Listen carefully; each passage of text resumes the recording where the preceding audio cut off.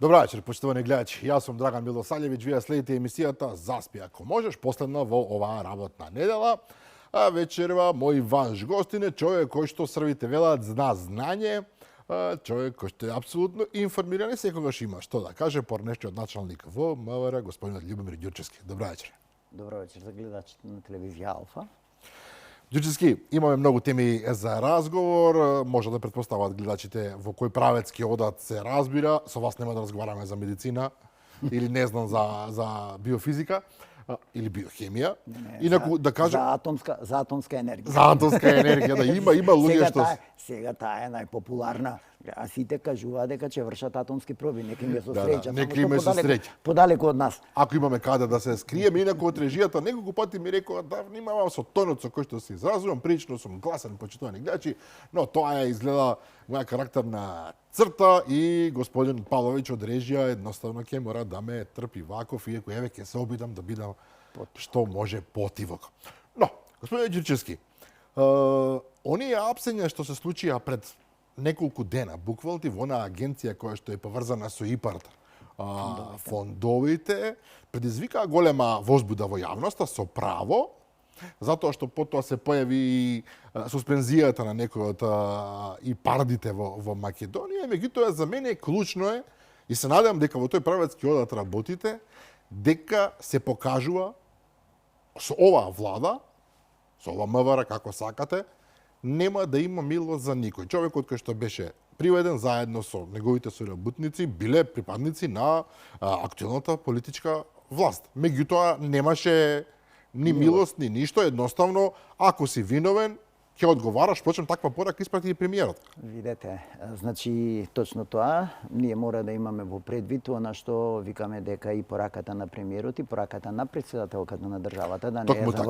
не заборавиме, затоа што они јасно и гласно кажаа дека дојде време кога институциите мора стриктно да си ги применуваат законите од својата надлежност, не само Министерството за внатрешни работи, пред се јавното обвинителство, како единствен уставен орган задолжен за откривање, процесирање и докажување на кривичните дела во постапката. И мислам дека овде, каде што имаме основани сомненија, односно дека е сторено кривично дело кое што се гони по службена должност, примање подкупи, давање подкупи, затоа целата таа структура, сите тие кои што биле инволвирани на било кој начин, се приведени и мене ме радуват изјавата на премиерот кој што јасно и гласно кажа дека не треба да се влијаат никој на постапката, него треба на институциите да им се овозможи да го спроведат законот онака како што е предвидено и да се санкционираат секој еден кој што во било кој момент од своето работење и извршување на јавна функција и така натака сторил одредени кривични дела и затоа премиерот повика на една сеопфатна истрага во агенцијата за платежната агенција за делот на земјоделието, која што истовремено нели ги распоредуваат и оние средства од ИПАР фондовите, тоа не се пари, тоа се средства, затоа викаме со кој што се помагат во реализација на проекти за развој на земјоделието, каде што викаме дека 50% се средства кои што се одобруваат од ИПАРД фондовите, 50% се инвестиции на луѓето кои што сакаат да инвестираат во развој на земјоделието, прехранбената индустрија и така натаму. Но ние повеќе направивме политичка приказна, а јас повторно се враќам на клучниот момент. Човекот што се огрешува пред законот, кој да е, мора да одговара. Дали ова нов квалитет кај нас? Бидејќи се разбереме. Само да дозавршам. Само да дозавршам. Значи, за прв пат сега ние имаме суштинска борба против криминалот и корупцијата во Република Македонија во последниве години, што Европската унија и сите релевантни институции перманентно посочуваат и како главни замерки за напредокот на Република Македонија е криминалот и корупцијата во Република Македонија. Особено во делот така, особено во делот на јавното обвинителство и особено во делот на судството, каде што ние знаеме каков процент на доверба имаат граѓаните во тие институции, кои што треба да се срцето, душата и на борбата против организираниот криминал и корупцијата во Република Македонија. Од тука, јас ги поздравив, затоа ги поздравив јас изјавите и на премиерот и на претседателката Гордана Силјановска, кои што јасно и гласно кажаа дека никој од власта нема намера да се мешат во работата на институциите во изведување на доказите. Затоа што сега овде кој го политизира целиот овај случај, оној кој што ќе се најди можеби загрозен во идните постапки, утре задутре во идните постапки, затоа што премиерот многу јасно и гласно кажа да се спроведи целосна, комплетна истрага за години наназад. Затоа што постои сомневање дека и претходно имало точно така. И сега нормално кои викат на мувата, кои бркат мувата од капата, тој што си има проблем. И од тука и обично тие се сега најгласно говорници во тоа дека еве да, ако има вина и кај министерот истрагата, ќе покаже че апсолутно, значи никој не го штити министерот. Јас мислам дека и самиот министер рече дека слободно треба да се врши истрагата, да видиме докаде ќе стигнете. Одговорност и санкции вели претседателката за секој. Но сакав да речем нешто друго. Ние 30 години го слушаме ова генерално од секоја нова влада. Така. Ние ќе бидеме транспарентни, ќе се казнува злоупотреби и тоа не се случува најчесто. Така. Сега гледаме дека еве се случува. Сега се надевам дека нема да запре на еден. Дај Боже кога би запрело затоа што нема злоупотреби, тоа би било совршено.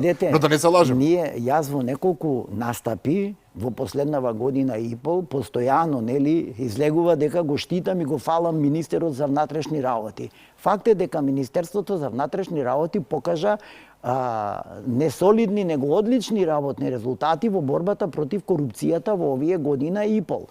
Ако земите кои се предмети заедно, тука не мислам да ја иземам ни финансиската полиција, ни царинската управа, ни управата за јавни приходи, ако видите кои се големи предмети со милионски суми штети према буџетот на Република Македонија се процесуирани од типот на канцерогениот мазут, од типот на сите оние проблеми во лотарија на Македонија, од типот на сите оние криминогени дејствија во ЕСМ, во Рек Битола и така натака, Крмзов да не го заборавиме. Зборуваме за многу сериозни. За многу, каде што ако земите математички да пресметувате че надмините 500 милиони евра штета врз буџетот. Така, ова не се кебапите на овај јадник што постојано го спомнуваме. Да не се лажиме. И сега тука се поставува прашањето, ако ние сите како експерти, не само јас и многу други експерти, го фалиме Министерството за внатрешни работи и сите други институции, финансиската полиција, царинската управа,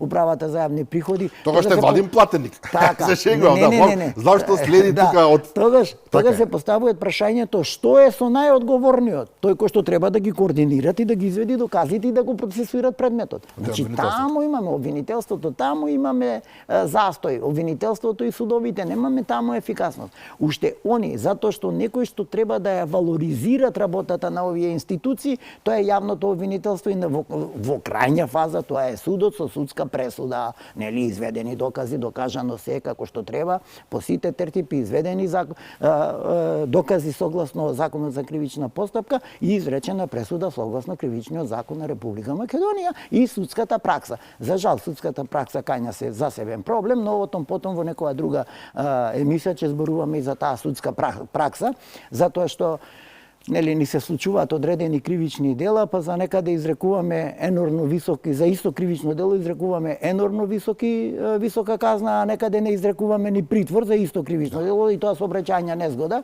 И често пати имаме ситуација во кој што човек кој што ќе направи сообраќајна не зборуваме сообраќајна незгода, туку со смртни последици. Со смртни последици, така. Некој е во притвор машала, а некој си е дома. Некој си е дома. Со некакво објаснување му ја земаа патната исправа. Така. Значи затоа викаме дека ние немаме воспоставена судска пракса, зашто некој пат ќе отвориме. Добро е да отвориме на таква дебата во која што ќе земат учество и адвокати и професори од правните факултети и од судскиот совет на Република Македонија како надлежен орган и од јавно. Тоа е насушно потребна дебата. Дебата која што ќе заврши со одредени заклучоци кои што ќе донесат потоа промени.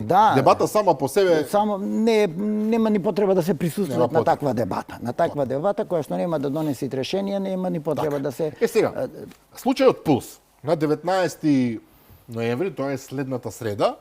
Конечно започнува процесот, судењето за случајот Пулс, за трагедијата во Кочани. трагедијата која што ја промени Македонија, апсолутно ја промени, едноставно трагедија која што не можеме да ја забораваме и која ќе оди по нас како сенка. Но не го промени односот на јавното обвинителство и судовите. Тоа е... Ќе дојдеме до тој момент. Јас мислам дека ова трагедија влијаеше ужасно на психологијата на целиот народ. Така. Апсолутно. Втренчени сме сите, се уште не може да излезе. Мислам сенката на оваа трагедија ќе оди по нас уште долго време. Ова не е само, не знам, книшка форма, ова и навистина така мислам.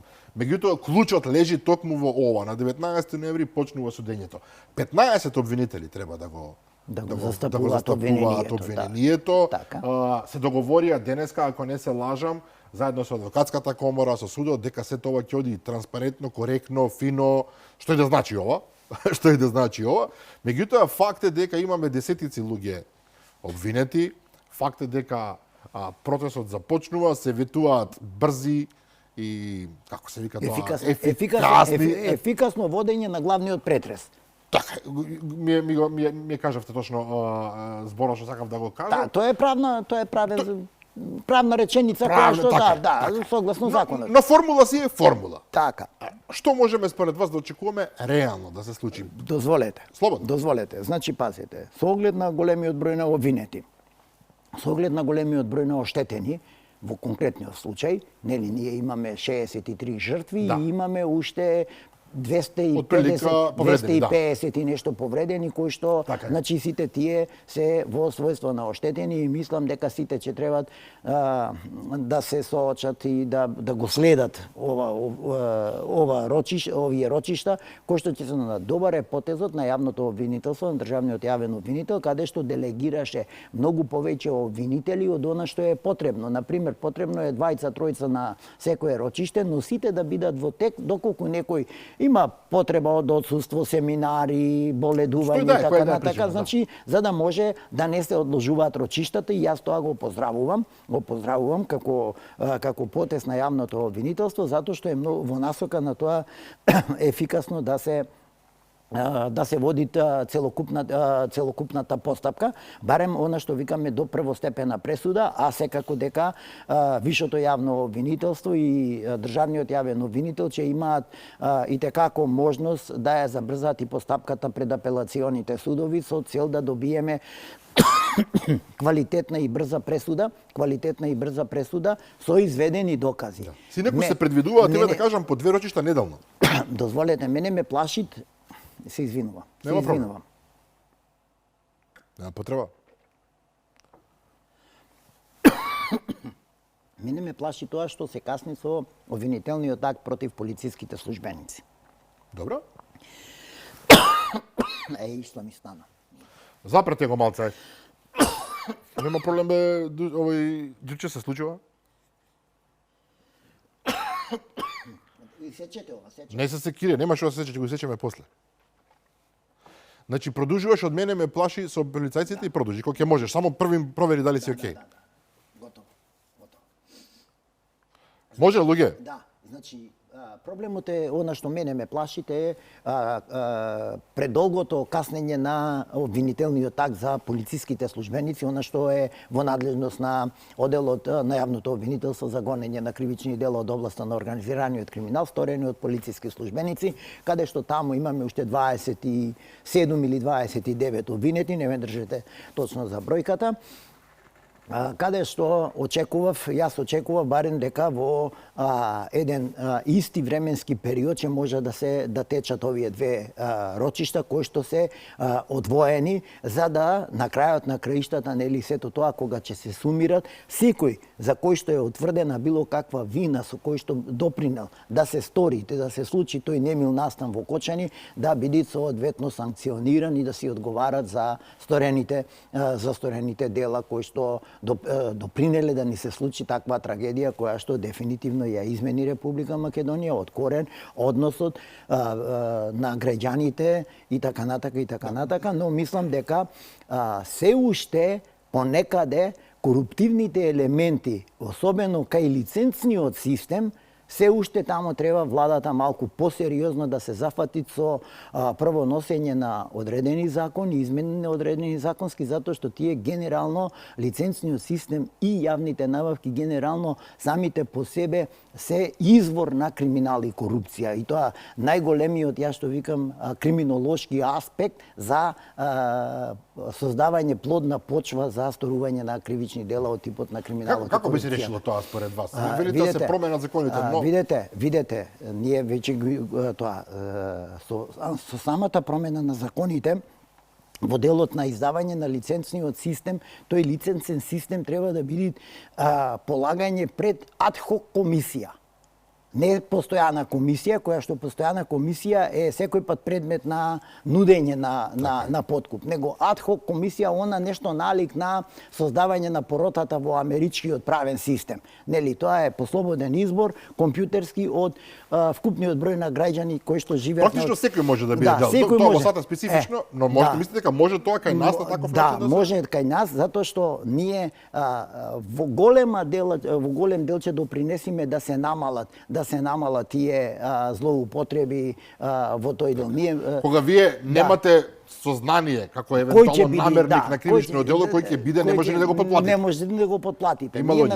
Ние на времето зборувавме кога се воведуваше електронскиот систем кај јавните набавки, викавме да, добро е, нече може и да се врши да се има влијание врз изборот на, односно некој што ќе ја добие јавната набавка, но мислам дека многу лесно хакерите ни влегува во системот и ни го растурија. За тоа е потребна и поинаква заштита, поинаква заштита и така натака. Затоа викам дека има многу паметни луѓе во оваа држава кои што знаат во било да се тоа од делот на информатичката технологија, било да се тоа од IT, било да се тоа луѓе од фелата, било да се тоа луѓе од адвокатската комора кои што се занимаваат со примената на законите и така натака. И затоа реков дека нас ни е потребно промена на одредени закони. Истото важи, на пример, пазете, ние имаме висок степен кога зборувам за лиценци и за давање на дозволи. Јас пред 7 години, кога на Автомотосојуз му се одзема лиценцата за полагање на возачки испити и се даде на приватна фирма, јас и тогаш реагирав, каде што кажувам луѓе, некаде каде што се создадени сите услови, со полигони, со се она што е пропишано во законот, вие му одземате лиценца и му давате лиценцата за полагање на возачки испити, некои само да штанцат пари и да штанцат возачки дозволи, па после тоа се чудиме кој се ни е возач на улица. И каква е културата на возење. Значи, затоа викам дека потребно ни е здраво седнување и промена на многу работи, затоа што јас сум еден од најгласно говорниците за борбата против криминалот и корупцијата, барем во оние години на црното владење на претходната власт, која што мислам дека го втемели криминалот и корупцијата во системот, во државата. За жал, ние таму имавме дневно по 2, по 3 финансиски афери кои што не можевме дури како експерти да ги следиме, ние не можевме да ги следиме, да ги анализираме. Да некој да сакаше да измислува по толку не можеше да успее колку што излегува. Неверојатно. Ајде да сватиме на предметот Пулс. Претседателката на Кричниот суд Даниела Димовска вели дека голема логистичка комплексност на постапката. Пред судот ќе седнат, внимавајте, 38 обвинети, од кои 35 се физички и 3 правни лица. Дополнително ќе се одлучува за евентуално спојување на 2 предмети поврзани со случајот. Се очекува дека ќе има, како што реков, ќе се предвидени по 2 интензивни рочишта неделно. Вакво нешто до сега сме немале, се сеќавате вие во нашиот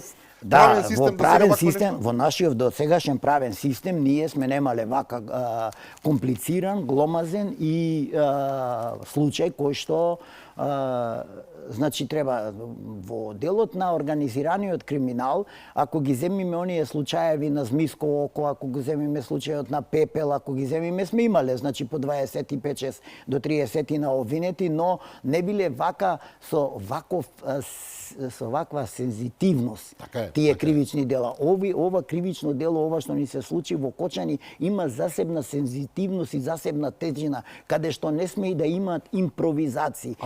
И неслучајно пишување претседателката на Кривичниот суд вршителна должност.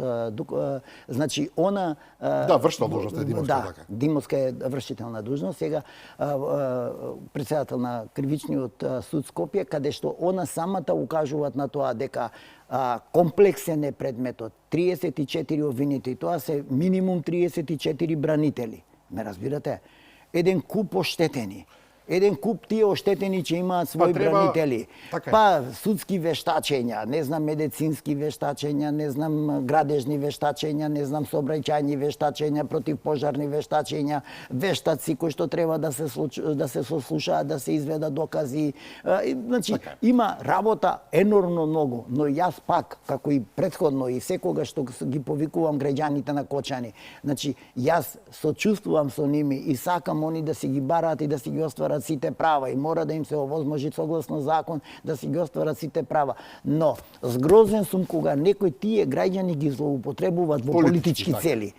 Тоа највише ме нервира. Така, за политичкиот дел се разбира ќе можеме да зборуваме што сакаме. Овој момент мене ми е важен. Сдруженијето на жртвите треба да го добие целиот доказен материјал. Има право на тоа. И тоа ќе биде прилично комплексно, вели претседателката. Нема да се дозволи снимање на членовите на Советот. И овде ќе има еден интересен момент. Адвокатите треба јасно да ги информираат оштетените, кои во овој случај се воедно и сведоци, дека нема да смеат да следат главната расправа пред да сведочат. Во спротивно ризикуваат да го изгубат правото да сведочат. Што мислите за ова? Пазете, ние мора да го ограничиме бројот на присутни внатре во судницата. Во спротивно би имало 2000 луѓе, тоа би било представа, а не судење.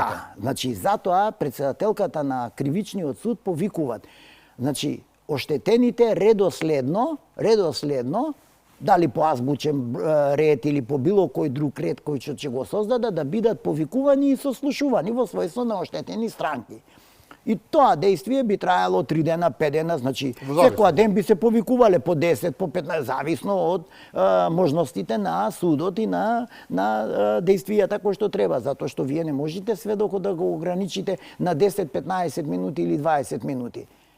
Значи, треба да се сослушат и да се изведат, затоа што они ќе презентираат и соодветни докази, соодветни видувања. Ме разбирате, точно тоа се вербални докази, ама они ќе презентираат и ќе изнесуваат. И добро е сите тие оштетени кои што ќе бидат повикани во својство на оштетени, тоа се родителите, судот мора да има во предвид нивната тага, нивната жалба. Апсолутно, затоа ќе има и лекарска екипа, постојано се може да има. Не дај Боже, затоа викаме дека ова е премногу комплексен случај и јас во целост ја поддржувам претседателката на Кривичниот суд кога ги кажуваат дејствијата како ќе се одвиваат. Ние мора да бидиме исто така и таа треба да делегират, на пример јас би делегирал 3x3, значи 3 судски совети по тројца суди кои што ќе заседаваат и кои што обезбедени се вели резервен судија, поротници и резервен записничар, а советот ќе брои 4 поротници и вие им ги читате, мислите, господине Ѓурчевски. Уште еден момент е многу важен. Тоа е постапката. Уште еден многу важен момент. Вели дека апел е ова донешто издаваат боледувања и вештачења да бидат свесни дека судот ќе ги проверува сите документи и ќе биде поригорозен од вообичаено, затоа што ние имаме често пати во нашите суди кога едноставно не се појавуваат. Тоа е за поздравување. Секогаш некој е болен, некој е на патка, не може така. Не, извинете, сите адвокати, особено со тоа нивно тактизирање и одолговлекување на процесите со години, доведуваат до појава на огромно незадоволство кај граѓаните и затоа е многу битно ова реченица е за поздравување на претседателката, затоа што она јасно и гласно однапред им кажуваат: господа лекари, господа вештаци, господа адвокати, сите ќе се соочите со одговорност доколку почнете да тактизирате спротивно на законот. Така е. Спротивно на законот. Ние да не се лажиме, затоа што ние ја знаеме комплексноста на овој случај, ја знаеме заинтересираноста на странките, ја знаеме она што викаме ние цела држава сочувствуваме со тие родители, со тие семејства што изгубија, особено овие што изгубија. Јас исто така сум еден од гласноговорниците кој што сум кажал дека владата треба да изготви посебни програми за вработување на тие лица во Кочани, изнаоѓање. Ветени се повеќе, инвестиции во градот и сето тоа. Затоа што таму веќе ќе имаме некои и повисок степен на инвалидност кај одредени луѓе. За жал, да. За жал. Значи мораме ние да се грижиме, државата мора да се грижи. За ова нема дилема. Меѓутоа се јави и државниот јавен обвинител Лјупчо Коцевски. Така. Вели алармира за системските проблеми и вели дека токму овој случај, значи случајот Пулс е доказ колку е потребно да се инвестира во обвинителството за ефикасно гонење на криминал и корупција. Вели системот се соочува со огромен предизвик, како од финансиска природа, така и од кадровски аспект и повторно го нагласи големиот недостиг на јавни обвинители. И се ова е вред. Така. Веројатно е така. Меѓутоа, уште пред да почне судењето, често пати и експерти, па и новинари, ако сме реални аналитичари, изрази отворено сомневање дали оваа истрага одеше во правилна насока, дали можеби некој ода и дотаму што велија дека можеби намерно се одолговлекува. Не само што се одолговлекува, туку се бараат начини да биде погрешно наштимана за утре да паѓаат предметите. И потоа да имаме ситуација во која што судењата ќе се повторуваат, роднините на жртвите ќе се огорчуваат, народот ќе бесне со право веројатно и ќе се најдеме на крајот на криштата тоа ќе има политички ефект веројатно. Мислам дека ја за многу медиуми, не само јас, а и други експерти, зборував неточно во таа насока и за други медиуми, па и за еден регионален медиум, каде што зборувавме околу тоа дали имаше некакво влијание во водењето на истрагата, дали имаше некакви си други действија со кои што сакаше да се нанеси штета на истрагата каде што има. Што само по себе за не е кривично дело. Да, е кривично дело како не е несовесно вршење на службата имено, затоа што ние имавме тамо и обиди за деконспирација на одредени материјални докази, па знаете, именувавме и одредени високи функционери во државата во било кој момент, особено после ова од претходната власт, кои што имале директно влијание, кои што има од каде што имало директно јавување и така натака и така натака, и затоа е за поздравување цело ова действие кое што го најавува председателката, веде председателката на кривичниот суд, за да денеска веќе и јавното обвинителство се најди во еден теснец каде што нема веќе сега простор за манипулации и сега мора веќе јасно и гласно и они да кажат да, ние ќе излезиме со толку тимови за да го застапуваме обвинението. Да, затоа што ви е најавено дека ќе има санкционирање и тоа дебело санкционирање. Да, на сите експерти кои што го следиме судството и обвинителството, ние знаеме, да, има недостиг на суди, има недостиг на квалитетни суди, но сето тоа е одраз на лошата на обвинители, тоа е одраз на лошата кадровска политика години наназад, која што се водела и према Академијата за суди и јавни обвинители. Знаеме како влегувале и како излегувале и тој неквалитет сега ние сакаме да ни продуцират квалитет. Не. Да не се лажиме. Не е дека ние во обвинителството немаме добри обвинители или во судот честни суди, добри суди. Тоа не е спорно. Тоа не е спорно, значи и честни обвинители кои што си ја сакаат својата професија, кои што се максимално професионални и кои што сакаат овај случај да го изведат согласно Законот за кривична постапка и Кривичниот закон на Република Македонија, да се изведат сите докази и секој согласно стореното во ова кривично дело да си најдите одговорност, затоа што, пазите, јас бев еден од првите кој што посочи дека има елементи кои што укажуваат дека истрагата се води кон насока да сето ова заврши како несреќен случај. Не е, господ, ова не е несреќен случај, ова е трагедија смислена со еден куп пропусти, било да се тоа системски слабости на законската регулатива, било да се тоа злоупотреба со корупција, елементи и така натака и со насилно и дрско однесување на одредени луѓе и непочитување на вкупната законска регулатива во дејноста,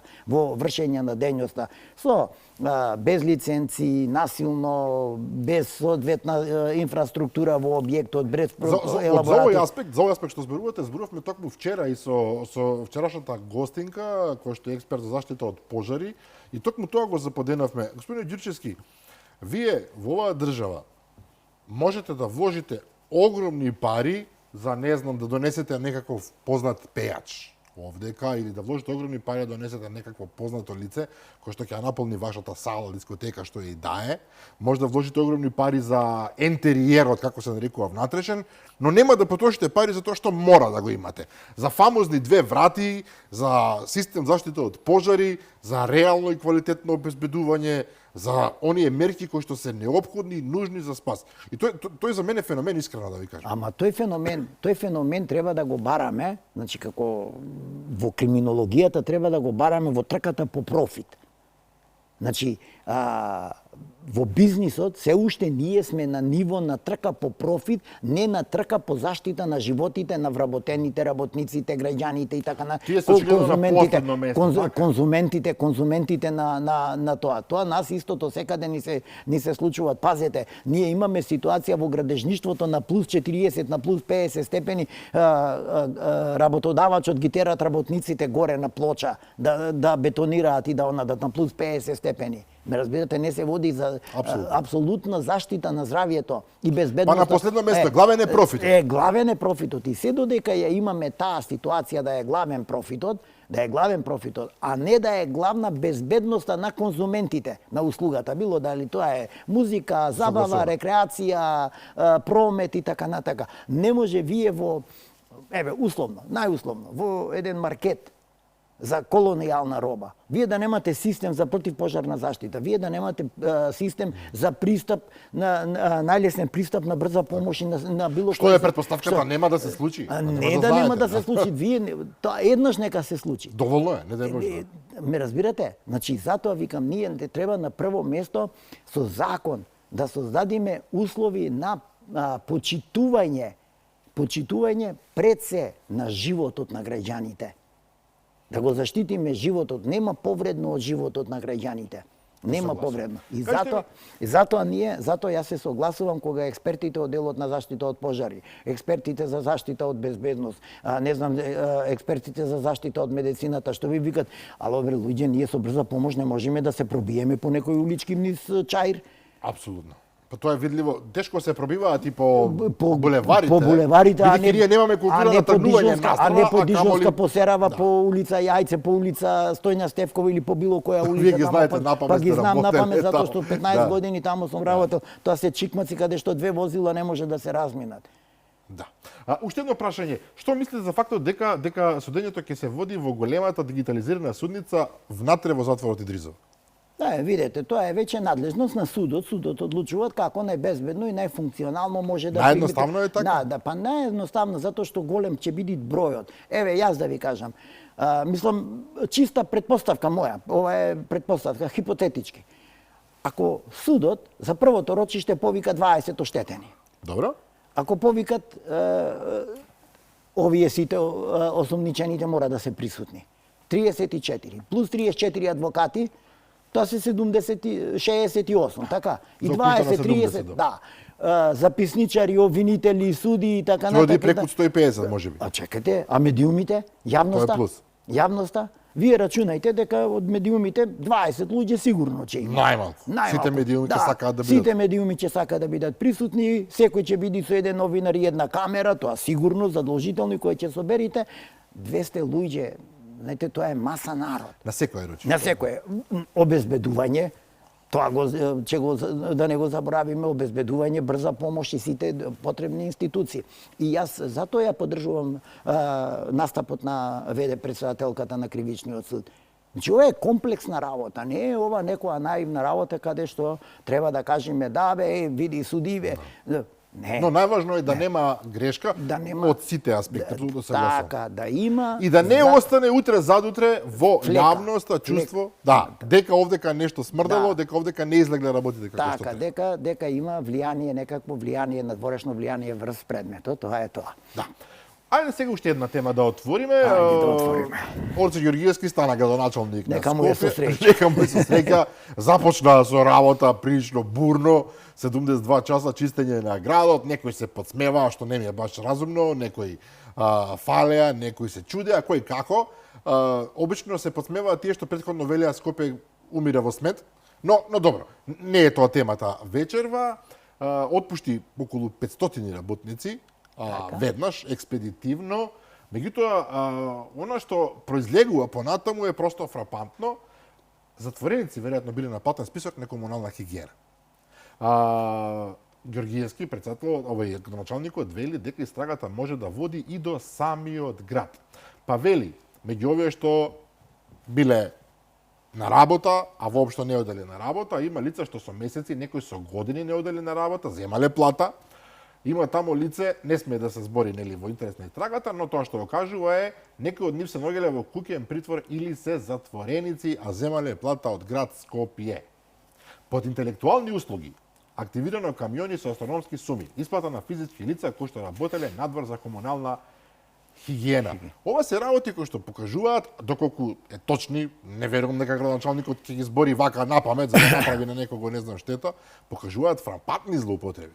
Видете, овде сега е на потез јавното обвинителство. На старт, ние сите кои што сме во делот на кривичното право и истрагите, кажуваме допрен глас. Така? Добро, сега тоа е е едната работа. Овде сега имаме втора ситуација, че бидит кога градоначалникот, новоизбраниот градоначалник, на кого што му честитавме, нели, викаме, тој откако ќе изврши тој основен надзор во работењето и откако ќе посочи одредени слабости во работењето на претходните владетели, односно градоначалници и раководни лица во јавните предпријатија, тој тоа во писмена форма треба да го достави до јавното обвинителство, впрочем што и јавното обвинителство го повика градоначалникот во писмена форма да достави докази. Но за мене, како кривичар, е доволно ова што имаме допрен глас. Господа јавни обвинители, јас преку медиуми, преку средства за јавно информирање, ви пласирам основи на сомнение дека таму имаме злоупотреби од типот на исплата на работи кои што не се извршени, а фактурирани. Понатака, имаме вработување на лица кои што земале плата, не доаѓале на работа. Имаме кривично дело јавни набавки, каде во кој што јавни набавки, викаме, биле набавени гуми за во јавното сообраќајно предпријатие, па исчезнале гумите. Некој ги платил тие гуми. И тоа се основи каде што јавниот обвинител треба веднаш да седни и да направи наредба, со која што наредба ќе ги задолжи финансиската полиција, Министерството за внатрешни работи, Управата за финансиско разузнавање и така натака, веднаш да преземат предистражни действија. Но Коцевски бара градоначалникот да ги поднесе своите докази или да поднесе кривична пријава. Коцевски само се со таа реченица, јас ќе бидам крајно остар во критиката према Коцевски, со таа реченица се труди да го заштити криминалот во јавните предпријатија во градот Скопје, кои што биле до вчера во раководени од опозицијата. Јас тоа јавно му го кажам. Ова е страшна изјава. Не, страшна изјава, затоа реков ќе бидам крајно, затоа што тој со тоа, наместо да каже како државен јавен обвинител, согласно законот за кривична постапка, господа, ова за нас е допрен глас, господа, заменици јавни обвинители, јавен обвинител, фатете се за работа, тоа е негова работа, тоа е негова надлежност. Не е негова надлежност да кажуваат дали ќе чекаме писмена форма. Нема потреба од тоа. Нема потреба, затоа што ние, на пример, државниот ревизор, може и утре да влезе, ама државниот ревизор таму ќе има работа, може би 5 месеци, 6 месеци. Знаете, треба секоја фактура, секоја испратница, секоја приемница, све да се провери, да се види што е, како е, кој е основот на плаќање и така натака и така натака. И затоа јас го замолувам господинот Коцевски да не се стават на ниво на заштитник на оние кои што сториле кривични дела, каде што постојат, зборам, основи на сомнение за сторени кривични дела.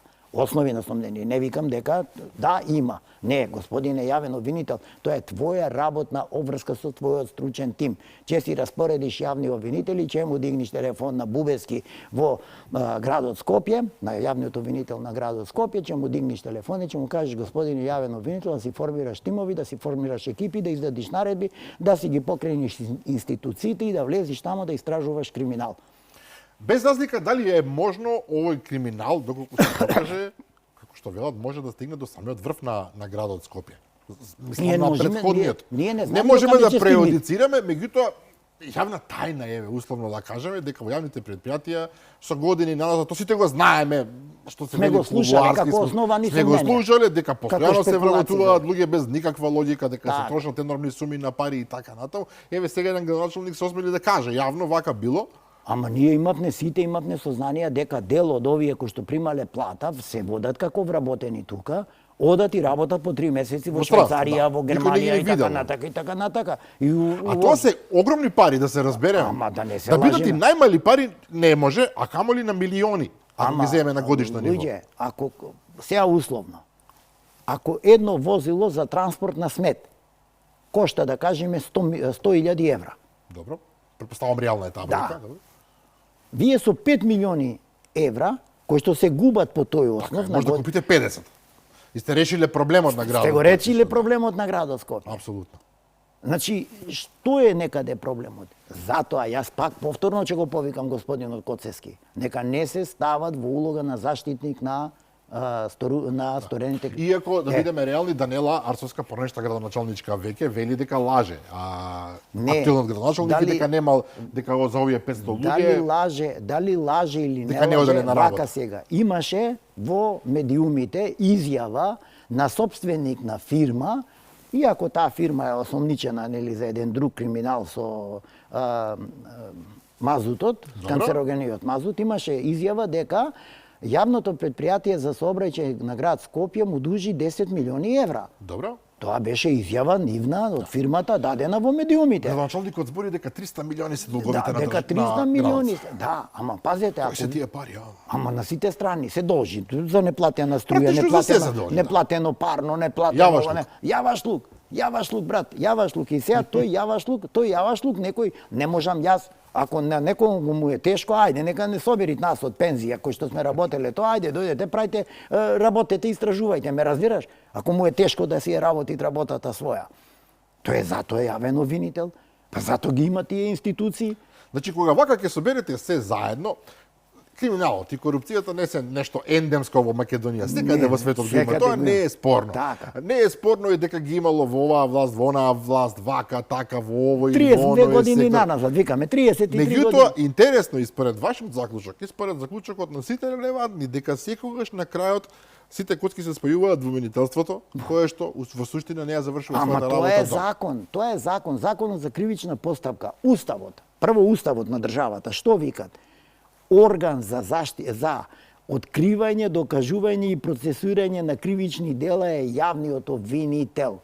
Тоа е уставна категорија. Нема во уставот специјални јавни обвинители вакви како што измислија нема, значи. Па се прославија потоа. Значи после се прославија, да, стана главни рекетари, значи исто подобри дури и од Џоковиќ. Да. За Џоковиќ вела дека е што честно заработил милиони од рекет. Од рекет, да. Така да и овие сака да бидат подобри од него.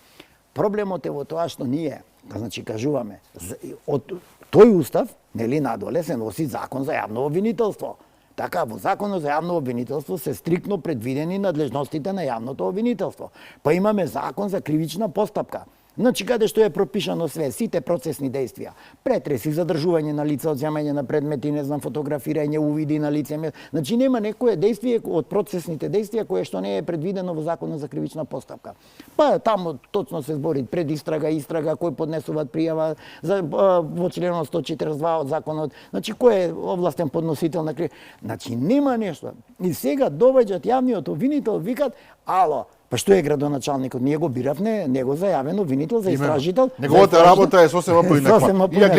Ја гледаме, ние не е господинот Георгиевски не е истражен орган, па сега тој да го истражува криминалот. Не е господине јавен обвинител. Он ви кажа, имаме такви сознанија, бурум, дојдете да истражите. Вие сте овластен истражител, вие сте тој. Господин Ѓурчевски, така да, мислам дека господинот Лјупчо Коцески време му е сам да си седнит. Доаѓаме до финалето на оваа емисија. Сакам тоа време му е сам да си седнит и да си поднесит оставка, да си заменит, да се донесит јавен обвинител кој што ќе си ја врши работата. Тоа беше моето финално прашање впрочем за оваа емисија. Значи, ние вака зборуваме, треба вака, меѓутоа не се случува. И сега имаме опција во која што па не е само еден ова е јавниот обвинител главен, меѓутоа има таму и други кои што очигледно се во иста спрега. Тој па после иерархиски така, крајно време е да си одат, меѓутоа одбиваат да си одат. Еве господин Куцевски одбива да си оди. Дозволете. Тука е проблемот на законите, но како да е во наредниве 30 на дена, нека не се 30, нека се во наредните 3 месеци, ние ќе добиеме значи повратно фидбек и од Европската комисија и од Венецијанската комисија за измените на законот за судски совет и законот за јавно-обвинителски совет, каде што значи начинот на одговорност, именување и разрешување ќе бидат многу поинаку регулирани, визави што се сега регулирани. Пазете, вие имате 5 членови во судскиот совет кои што немаат интегритет да одлучуваат. Зошто? Затоа што представниците на народот, парламентот, им изгласа недоверба. Тој нема интегритет да одлучуваат. Истото важи и за државниот јавен обвинител. Тој немат интегритет затоа што нему му е изгласана недоверба од представниците на народот, а представници на народот се парламентот. Така е. И сега, значи доаѓаме конечно до финалниот заклучок. Меѓутоа што е интересно во извештајот на Европската комисија за Македонија, тој фамозен извештај кој што постојано го добиваме секоја година и ние и соседните земји кои што сакаат да бидат членки на Европската унија, се посочува на проблемите, особено во правосудството, меѓутоа повторно таму се нагласува треба да внимавате за слободата на правосудниот систем, да не биде дека им вршите притисок и така натаму. И тој многу внимателен баланс, како да се изведе треба, за во исто време да добиете професионално и квалитетно правосудство, во исто време да не може и Европската унија и самите граѓани да речат дека сето тоа е направено под притисок, под политички, не знам, причини и така натаму. Видете. Идејата е, господине Ѓурѓевски, ако сте вие добар обвинител или добар судија, мене многу ми е гајле од која партија сте, колку години имате, у која вера сте или не знам што, или како се викате. Добар сте или не сте. Така е. Пазете, тие оценки што ние како држава ги добиваме од таму каде што сме аплицирале за членство. Ние сме аплицирале, какви сме, такви сме аплицирале. Сме аплицирале и сега они треба покрај тоа што не оценуваат, ама треба понекаде да ни дадат и стручна помош и да ни кажат ова кај нас во рамки на Европската унија е вака регулирано, вака да го регулирате и кај вас. И ќе седниме, ако не знаеме сами, ќе препишиме, нели? Ме разбирате? Но не може се. Не, јас те разбирам, викам дека не може се. При тоа, јас како држава, која што сум аплицирал за членство, ќе им кажам, моите состојби во државата, надвор од она што можам да имплементирам од вас, овие ми се специфики. Токму така. И ќе ги наведам спецификите мои. Ова. Не кореспондираат со реалноста во Германија, Шведска и не знам каде. Не знам каде, така. И сега барам изим. Дали ова смеам сето да го вградам? Венецијанската комисија викат вградете го, така е, вградете го, направете. Ама дајте реформи. Донесете ги. И затоа реков дека во наредниве 3 месеци ние ќе имаме кристално јасна состојба, барем во делот на именување и разрешување на судскиот совет и на јавно-обвинителскиот совет. И секако државниот јавен обвинител. Па јас нели таму на еден друг медиум зборував што треба и како треба јавниот обвинител, значи не може да се избира директор на оперативно-техничка агенција со 81 глас, некој кој што седи таму со слушалките на уши, ме разбирате, со 10 вработени, да го избират парламентот со двотретинско мнозинство, а на друга страна најбитниот човек кој што го е регулиран во уставот, јавниот обвинител, практично врвен авторитет. Врвен авторитет. Да се избира со просто. Да се избира со просто мнозинство. Не, тој ќе се избира со апсолутно мнозинство, со квалификувано мнозинство и тој ќе одговарат, како што е во Соединетите Американски држави, ќе одговарат пред премиерот. Тој е владин функционер, тој ја застапува државата. Многу не разбираат дека е владин функционер. Да, тој ја застапува државата во постапката. Во постапката, он, како викаме, како што е обвинетиот странка во постапката, така викаме и јавниот обвинител е странка во постапката пред судот. И да не мешаме судска власт со јавно-обвинителска власт, со јавно обвинителство. Да не ги мешаме. Судската власт е сосема нешто друго. Јас тоа го зборував, го кажував и мислам дека таму треба да го бараме клучот на решението. Ова што не се, а иначе пак, еве ќе си земам за право како човек експерт во оваа област, да препорачам дека време е државниот јавен обвинител после оваа изјава вчера што ја даде, дека чекат на писмена форма од градоначалникот и да го претвори, да не сака да го претвори градоначалникот во негов заменик. Мислам дека тоа е апсурдно и дека треба да си поднеси оставка и онака има недоверба од парламентот за да може да се изгласат и да се назначи јавен обвинител согласно закон, па макар нека бидите на предлог на опозицијата. Искрено јас се сомневам дека ќе ве послуша јавниот обвинител, но надежда последно. Надежда. Љубомир Ѓурчевски, ви благодарам за вечерашното гостување и за секогаш квалитетниот начин на кој што ги објаснувате работите, едноставно, квалитетно, мислам дека баш по вкусот на гледачите. Благодарам на поканата, стојам на располагање. Така. Да, поштовани гледачи, тоа беше се за вечерва за оваа емисија, за оваа работна недела. Велам, иако утре во 15 часот се разбира репризното издание на оваа емисија, а јас ви закажувам нова седба со мене и со нови гости во понеделник во 22:30. До тогаш, пријатно.